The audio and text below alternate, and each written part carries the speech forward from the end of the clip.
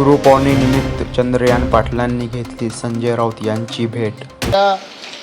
राम सारंग सरांची गाडी भेटून शुभेच्छा देणार आणि हिंद केसरी गणपतराव आंदळकर वस्तारांच्या प्रतिमेस जाऊन अभिवादन करून आज गुरुपौर्णिमा साजरी करणार आहोत. एकीकडे मैदानातले नाव शिकवणारे गुरु आणि आता राजकारणातले नाव शिकवणारे गुरु कसं माझ्या गुरु कोणत्याही मैदानात गेलं तर प्रामाणिकपणे काम केलं तर यश नक्की मिळतं. हेच मला या दोन्ही गोष्टीचं समजलं. आता जी निवडणूक झाली त्यात जरी अपयश झालेलं असलं तरी आता गुरुने काही कारण दिलं आहे का विधानसभेसाठी किंवा लढत राहणं. गुरुंनी एवढीच सांगितले की लढत राहा.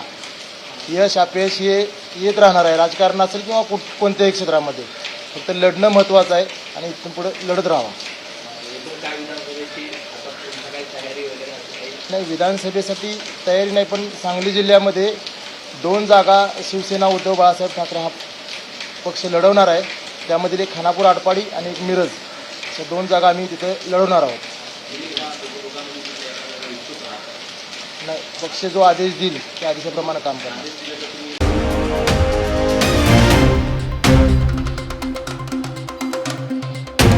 उद्धव ठाकरे यांच्या कॉलेज पॉलिटिक्स केसरकरांच्या टीका.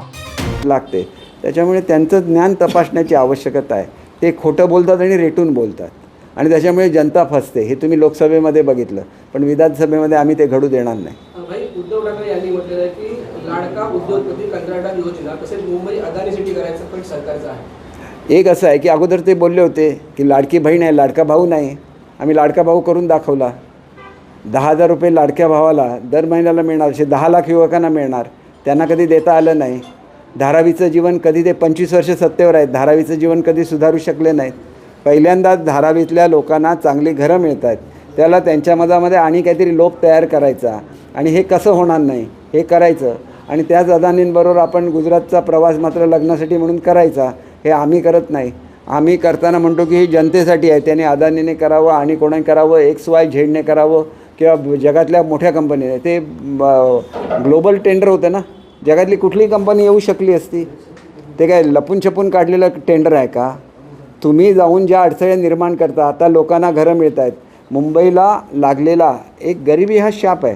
गरिबी हा शाप असतो. त्यामुळे गरिबीतून लोकांना बाहेर काढायचं असेल तर आधी त्यांचं जीवनमान सुधारलं पाहिजे. जीवनमान सुधारायचं असेल तर चांगल्या घरामध्ये त्यांना राहण्याची संधी मिळाली पाहिजे. आम्ही चांगलं करायचं आणि तुम्ही त्याच्यामध्ये मिठाचा खडा टाकायचा असं आता कृपया करू नका. राजकारण केलं पाहिजे, जिंकण्यासाठी राजकारण केलं पाहिजे, पण किती पेटवायचं ह्याला सुद्धा मर्यादा आहे. कोकणामध्ये एकही प्रकल्प तुम्ही येऊ देत नाही. कोकणी मनुष्य आज बेरोजगार आहे म्हणून आम्हाला त्याला जर्मनीला पाठवायला लागतं आहे. नाही तर त्यांना इथेच कोकणामध्ये मिळाले असते ना जॉब्स. आम्ही एवढं करतो, तुम्ही एका माणसाला पाठवलेलं दाखवा ना. मी तर 4 लाख करणार. तुम्ही एवढे वर्ष होता, तुमचे पालकमंत्री होते तिथं मुंबईला. स्टुटगार्ट खरं तर ही पार्टनरशिप असते, ही कॉर्पोरेशनची आणि त्या शहराची असते. तिथला मेयर आणि इथला मेयर. तुम्हाला का सुचलं नाही की एवढे रोजगार मिळवून द्यायचे? मला का सुचलं मी पालकमंत्री असताना?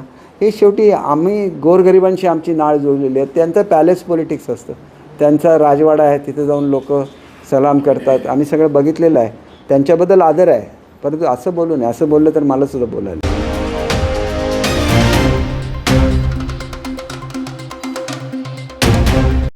धर्मवीर भेटले. गुरुपौर्णिमा आजच साजरी झाली.